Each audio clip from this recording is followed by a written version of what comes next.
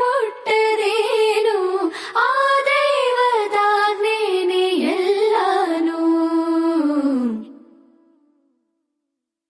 ಹೇ ಶಾರದೆ ದಯ ಪಾಲಿಸು, ಈ ಬಾಳನು ಬೆಳಕಾಗಿಸು.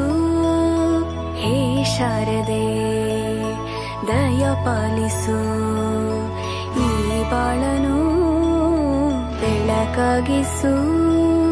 ನಾಳೆಗಳ ದಾರಿಯಲೇ ನಂಬಿಕೆಯ ನೆಲೆಯಾಗಿರಿಸು, ಮುನ್ನಡೆಸು. ಕೈ ಹಿಡಿದು ನಾವಾಡೋ ಪದ ಪದದಲ್ಲೂ ಸಂಚರಿಸು.